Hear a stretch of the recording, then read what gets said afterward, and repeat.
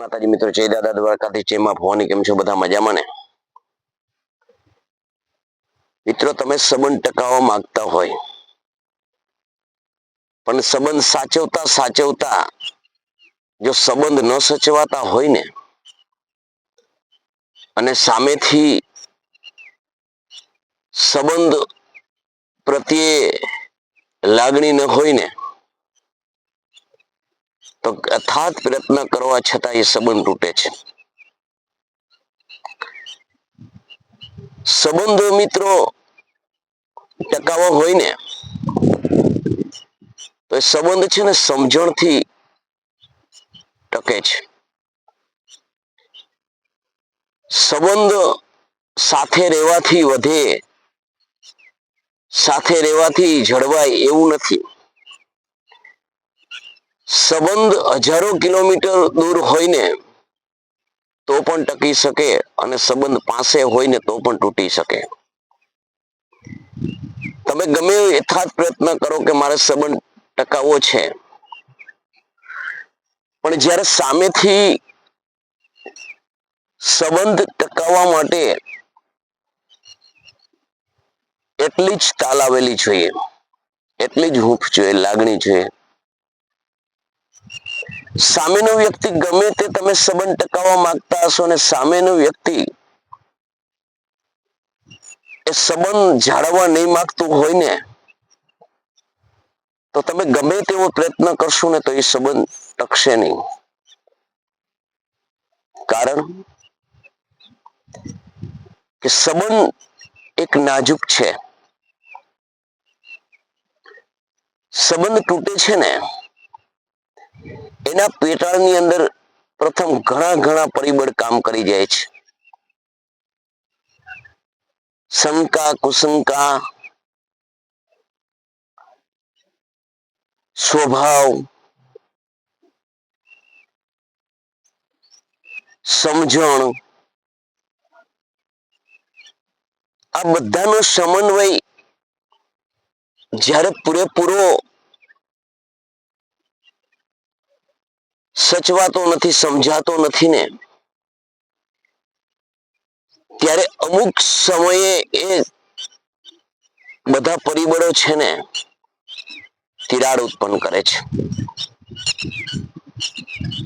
પરિણામે તમારા મનની અંદર સંબંધ જાળવવા માટે જે તાલાવેલી હોય ને, જે એક એમ કહેવાય છે ને કે આકર્ષક વૃત્તિ હોય છે ને,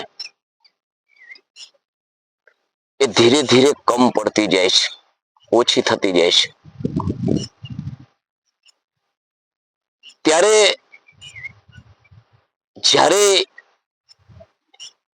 તમારે કોઈ પણ સાથે સંબંધ હોય અને એવું જ્યારે તમારા જીવનમાં થાય ને, ત્યારે પ્રથમ તમારે વિચારી લેવું કે આપણે હવે દૂર જતા રહેલા છીએ.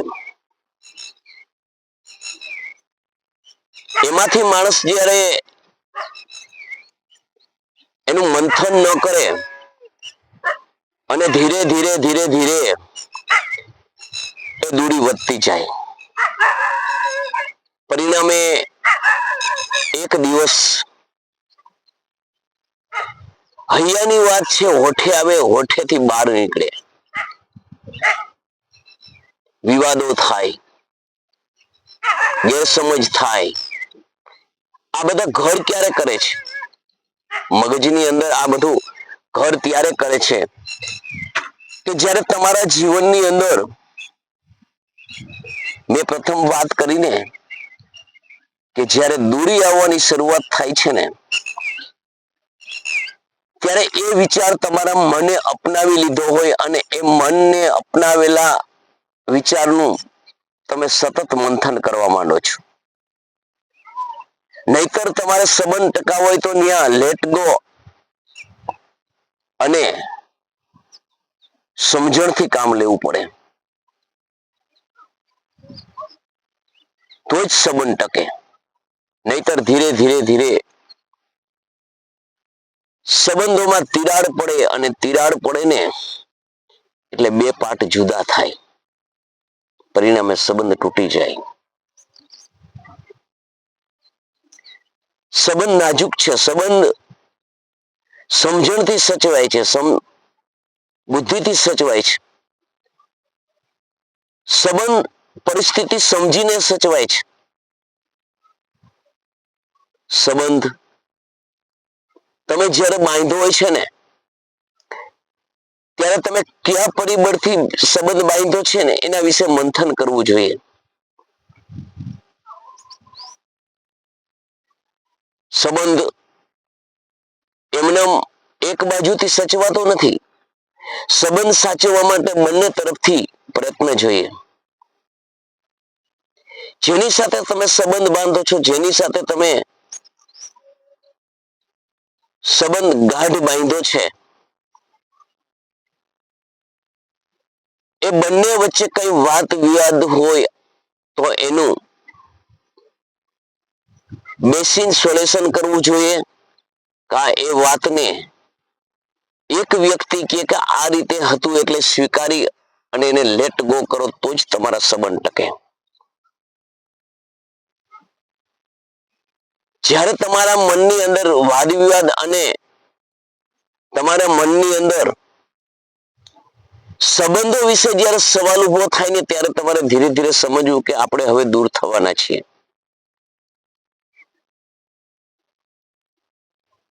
આપણે જે પરિસ્થિતિ નિર્માણ કરી છે ને એના જવાબદાર આપણે જ છીએ. કારણ કોઈ પણ વ્યક્તિ તમારી સાથે સંબંધ બાંધે છે ને ત્યારે તેને તમારી સામે લાગણી હોય જ છે, ભાવ હોય જ છે, પ્રેમ હોય જ છે, વિશ્વાસ હોય જ છે, ભરોસો હોય જ છે. પરંતુ સમય સંજોગ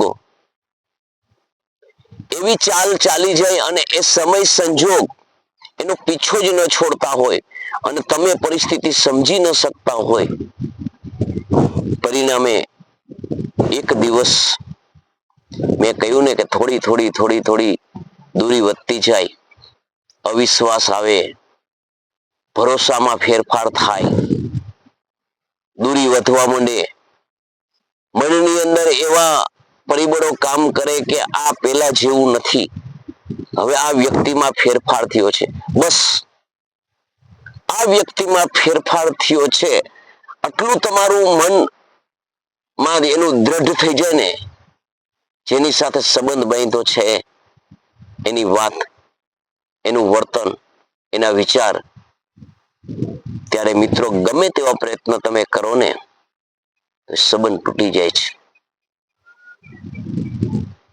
પછી તમે કદાચ સાવ સોનાના થાવ ને, તમે ગમે તેવા પ્રયત્ન કરો ને તો મજા ન આવે. એનું કારણ એક જ છે કે જે સંબંધ બાંધ્યા હતો એમાં વિશ્વાસ અને ભરોસો મેન હતો, અને જે સંબંધ તૂટવાની અણીએ છે એમાં વિશ્વાસ અને ભરોસો જ તૂટ્યો છે. માટે મિત્રો જીવનમાં હંમેશા માટે યાદ રાખજો, સંબંધો એ માટે આપણે બાંધીએ છીએ કે એકબીજાની પરિસ્થિતિની અંદર સમજી અને ચાલીએ, એકબીજાની પરિસ્થિતિ સમજીએ, અધીરા ન થઈએ, ઉતાવળિયા ન થઈએ. આપણે દોષ કાયમી માટે કોઈ વ્યક્તિને આપણે દેતા હોય અને એ વ્યક્તિ તમને દોષ ન દેતો હોય તો સમજી લેજો કે તમારા સંબંધ જાળવવા માંગે છે. કારણ કે દોષ આપણે કરતા હોય અને એ આપણને ન કહેતો હોય ને એનો મતલબ એવો ન હોય કે આપણે દોષ નથી કરતા, કારણ કે આપણે દોષ કરી છે ને નથી કહેતો એનું કારણ કે એની સમજણ છે અને સંબંધો ટકાવવા માંગે છે.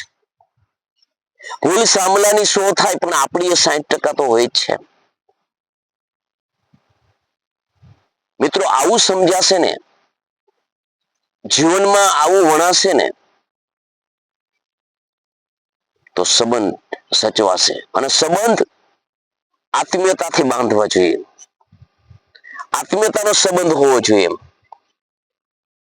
કારણ કે હૃદયને આત્મીયતાથી બાંધેલો સંબંધ હોય ને, એવી ગમે તેવી પરિસ્થિતિ હોય ને, તો પ્રથમ તો એક જ કે શંકા કુશંકા ન હોવી જોઈએ. જે વાત કરી તે યોગ્ય છે, વાત કરી સ્વીકારી છે ને વાત કરી સાચી છે, આવું જ્યાં સુધી તમારા જીવનમાં રહેશે ને તો સંબંધ ટકશે. બાકી તમે ગમે તેવો સંબંધ ટકાવવા માંગતા હશો ને તમને શંકા થઈ છે કે આ વ્યક્તિ આપણા સાથે